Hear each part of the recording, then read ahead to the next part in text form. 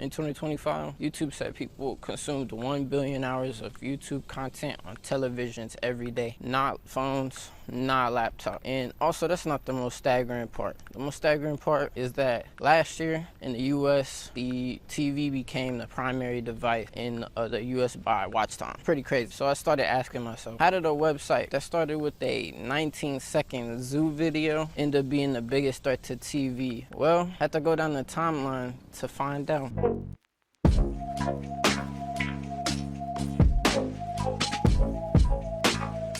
YouTube was founded in 2005 by 3 PayPal employees, Stephen, Chad Hurley, and Javid Karim. The first upload on YouTube was April 23rd, 2005, Me in the Zoo by Javid Karim, one of the 3 co-founders. And pretty much in 2005, it was NBC, CBS, Disney, Cartoon Network, places like that were dominating the living room. YouTube was nowhere near what it is of today. It was just a website at that time where people just uploaded random clips, anything that they could record on a little camcorder or something and get uploaded to a computer. But that was it. Just random clips, people having fun. Big party.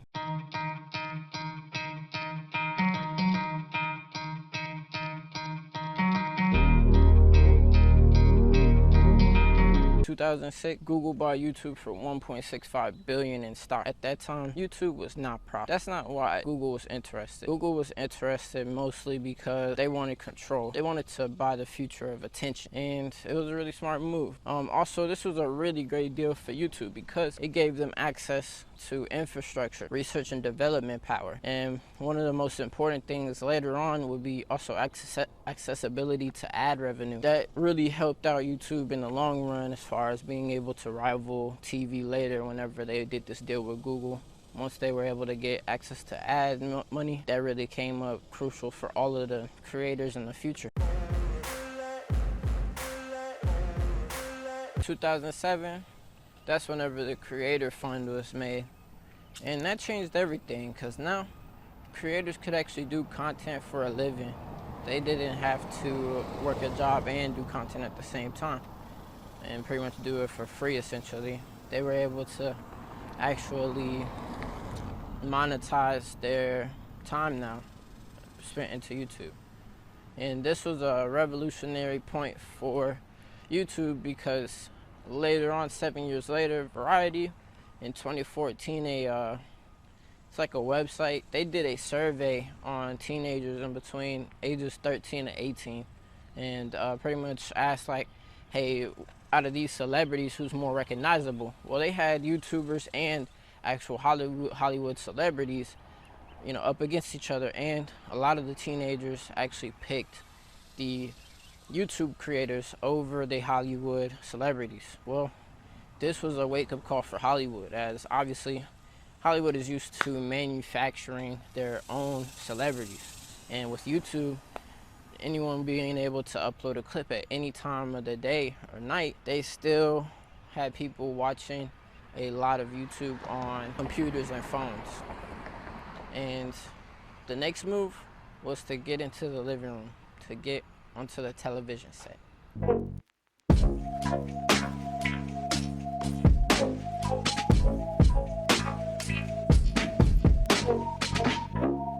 And ad revenue was just one part of it. It all ended up expanding into brand deals. Now most channels that you click on, there's going to be some type of sponsor in the video. And now, of course, even YouTube has added a little feature whenever you start to upload videos of, hey, is this video sponsored? And videos are now, labeled, hey, there's a paid sponsor in this video. So, and it's very common, especially amongst different niches, finance niche, the commentary niche in general. There's gaming, of course. There's all type of gaming companies doing marketing, gambling, sports gambling, any type of thing. Those poly markets now, anything like that.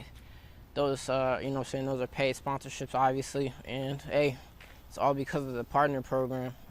Even YouTube has been emphasizing it lately, putting out coaching type of videos to help creators get brand deals, putting a bigger emphasis on it. So, I guess it's, of course, here to stay, not going anywhere. People might as well embrace it, I guess. It led to even something bigger later down the road. It led to YouTube wanting to chase the couch, and it led to essentially them trying to get their, not just be an app or a website, but they want it to be something that you could just let play all day on your TV. Still had a limitation. It was still just a website, just an app. But what they did next was they created Google TV and released it on 3 different devices in October 2010. The most notable being the Sony Internet TV and Blu-ray disc players, and then also the Logitech. They all featured Google TV for the very first time, and that's where you could officially view YouTube TV, or what they would call YouTube leanback. YouTube leanback was essentially to watch time, so it was increasing ad revenue, so it was a win-win for everybody.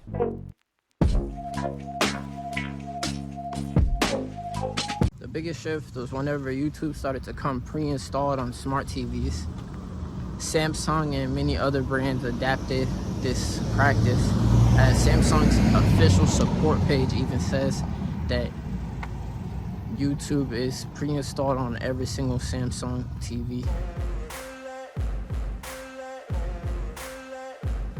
But there was still one more thing that traditional television was holding on to, and it was an American staple, if you will. It was American football.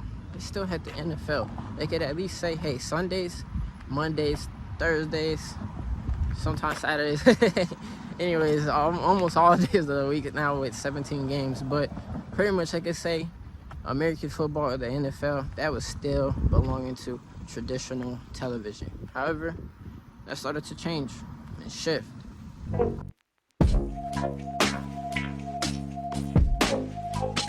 In December 2022, the NFL and Google pretty much announced that NFL Sunday Ticket will be on YouTube TV, and that a lot of games will be moving to YouTube primetime channels. So that was a huge announcement, and that moved YouTube into the sports, live sports world, and that really, in my opinion, is one of the biggest things for cable that is currently killing it, because YouTube has essentially taken away its one saving grace and turned it into its actually one of its biggest business models, and which is really, again, very, very crazy that they've been able to accomplish that so sneakily.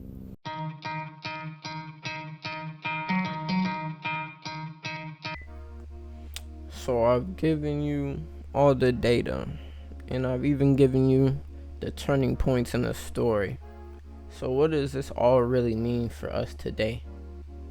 Well, with YouTube hitting 1 billion hours watched every day on TV, also with them getting into live sports like I told y'all, and also having YouTube TV, that going up, that's the price on that is going up crazy. Having all of those things now means that pretty much YouTube is replacing cable television. YouTube is becoming cable, you know what I'm saying? I mean, that's what YouTube TV is essentially. Now, do I think that's actually gonna fully take off and become the actual mainstream? I don't think so, only because of there being so many different other like streaming services still.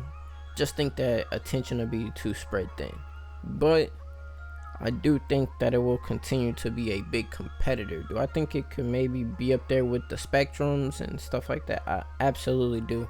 At some point, I think so. I think they just need to. I think YouTube is messing up where they're making it kind of, I don't want to say unaffordable, because honestly, $82 a month, I don't know what you get for that, but I'm guessing that they've added more and more and more over the years. But like I said, I don't know too much about it or really care. But yeah, I just think that that's how that would go. They could probably be a big competitor, maybe get to top 3, but never be the absolute top dog. As far as YouTube TV, no.